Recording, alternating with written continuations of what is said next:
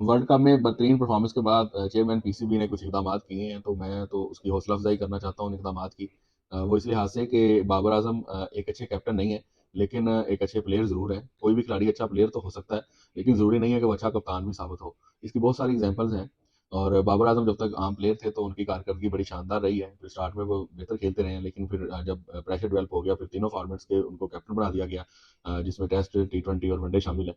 तो उनकी कारकर्दगी मुतासर हुई है पर्सनली भी।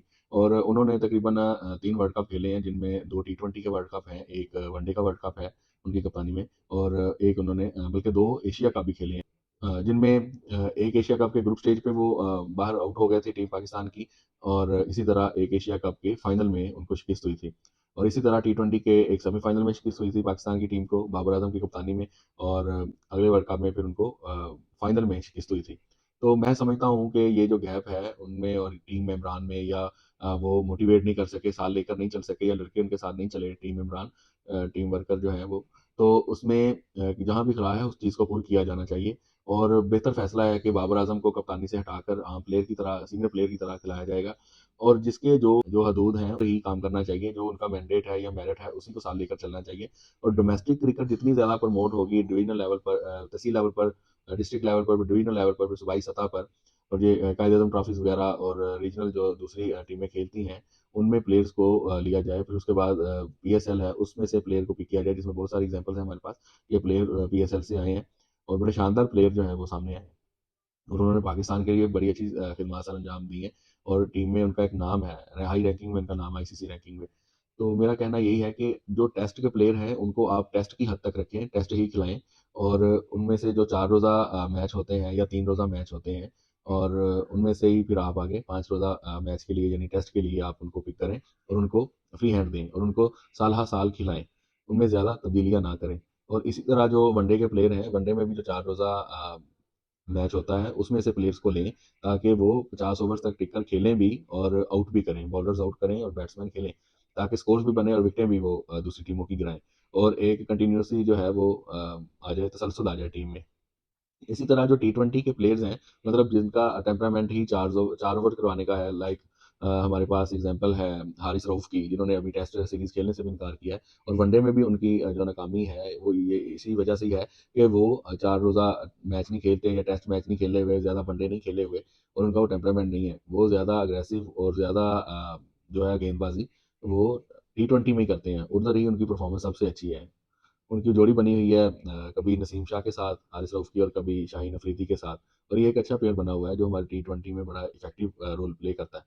इसी तरह जो हमारे बैट्समैन हैं या पावर हिटर्स हैं, उनको आप टी20 की हद तक रखें और ज़्यादा से ज़्यादा जो कोशिश करनी चाहिए वो आप ऑलराउंडर्स को ढूँढें। अब्दुल रज़ाक, शाहिद खान अफ़रीदी और इस तरह के 2-3 और जो हालिया हमारे ऑलराउंडर्स थे, उसके बाद हमारे हमारे पास इस वक़्त कोई ऑलराउंडर नहीं है। हम जहाँ भी जाते हैं स्पिनर है हमारे पास मोहम्मद नवाज़, हम उसे लेकर जाते हैं, वो कभी बैटिंग में चलते हैं, कभी नहीं चलते और आजकल उनकी बॉलिंग जो है वो भी बेसुध हो गई है।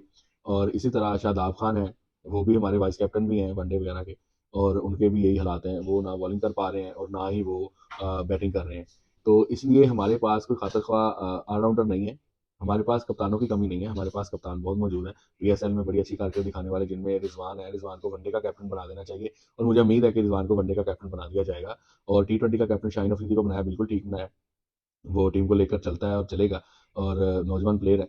इसी तरह टेस्ट में मुझे तहफ़्फ़ुज़ात हैं, कौम को भी तहफ़्फ़ुज़ात हैं, बयानात सुनते हैं, लोगों के भी मैसेजेस वगैरह देखते हैं, कमेंट्स। तो वो ये कह रहे हैं कि एक प्लेयर जो पर्ची है, पर्ची के नाम से मशहूर है, उसने आपने उसको टेस्ट की टीम जो है उसके हवाले कर दी है, ये कोई अच्छी चीज़ नहीं है। आप टीम में से कोई ना कोई बंदा लें, टीम में से आप पिक करें और उस बंदे को आप इस रिस्पॉन्सिबिलिटी को है जो वो सौंपें, ताकि वो टीम के साथ ज़्यादा देर रहा भी हो, टीम को साथ लेकर भी चले। आप रिज़वान को या सरफराज को दोबारा से टेस्ट की कप्तानी दे सकते हैं। क्योंकि टेस्ट का जो टेम्परामेंट है वो बिल्कुल ही मुख्तलिफ है बाकी दोनों फॉर्मेट से और टेस्ट में आपको ज़्यादा जो है वो कारकर्दगी दिखाना होती है, पिच पर खड़े होना है, बॉलिंग जो है वो लॉन्ग टर्न करनी होती है आपने। और इसी तरह हमारे स्पिनर जो हैं वो सिर्फ़ टेस्ट की हद तक तो हमारे पास कामयाब स्पिनर्स हैं। ना हमें टी20 में भी कोई स्पिनर मिल सका है अच्छे वाला और ना ही वनडे में और इसी वजह से हम वनडे में बुरी तरह हारे हैं और बहुत क्लोज़ जाकर मैचेज़ हम हारे हैं। फिर आता है हमारा कोचिंग स्टाफ, तो कोचिंग स्टाफ में ये है कि आप पाकिस्तानी ही कोचेज़ को लेकर चलें, बाहर के जो है एक्सपेरिमेंट ना करें और इतनी ज़्यादा तनख़्वाहें, इमारात उनको ना दें। आप अपने साबिक टेस्ट क्रिकेटर्स, वनडे क्रिकेटर से आप मुस्तफ़ीद हो सकते हैं, आप उनको साथ लेकर चलें। लेकिन ये जो चीज़ें हैं कि आपने वहाब रियाज़ को चीफ सेलेक्टर बना दिया है। अभी हाल ही में वो रिटायर हुए हैं और इतना भी ज़्यादा उनका एक्सपीरियंस नहीं है। आपने उनके मुतालिक भी यही है कि वो सूबाई निगरान वज़ीर भी हैं, वज़ीर खेल भी हैं और इसी तरह वो टी के चीफ सेलेक्टर भी बन गए हैं। तो ये चीज़ें बायसनेस में आती हैं, ये ज़ाती तल्लुकात में आ जाती हैं। ऐसा नहीं होना चाहिए, मेरिट को तरजीह दी जानी चाहिए।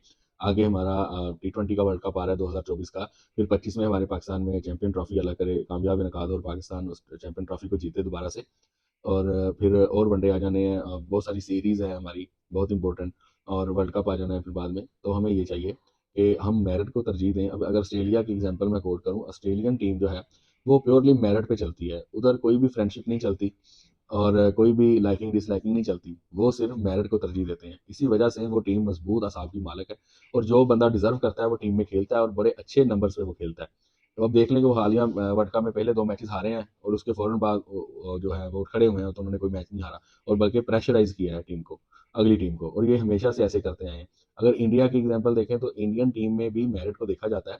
नो डाउट कि इंडिया की टीम बड़ी स्ट्रॉन्ग टीम है, लेकिन इंडिया को इस वर्ल्ड कप में आज यही रहा है कि उसका ज़ाती क्राउड था, ज़ाती ग्राउंड है, उनकी पिचेज़ हैं और वो उन मामलात को देखते हुए, उनका सहारा लेते हुए वो फाइनल तक पहुँचे हैं। और फाइनल में वो उनकी नाकामी यही है कि कारकर्दगी ज़रूर थी, लेकिन ऑस्ट्रेलिया जैसी टीम जितना मजबूत असाब नहीं था उनका और वो अंडर प्रेशर हो गए।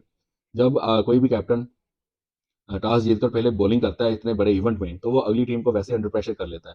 क्योंकि उसकी स्ट्रेंथ बॉलिंग भी है, जिसकी वजह से वो पहले बॉलिंग कर रहा है, फिर फील्डिंग अच्छी की उन्होंने और अच्छी फील्डिंग थी उनकी। इसी तरह फिर उन्होंने ऑस्ट्रेलिया ने बाद में अच्छी बैटिंग की। पहले प्रेशराइज़ करके स्कोर कम करवाया, कम स्कोर पर इनको आउट किया, अच्छी फील्डिंग की, कोई चांस नहीं ज़ाया होने दिया और उसके बाद उन्होंने बड़े आसानी से चेज़ कर लिया और वर्ल्ड कप जीत लिया।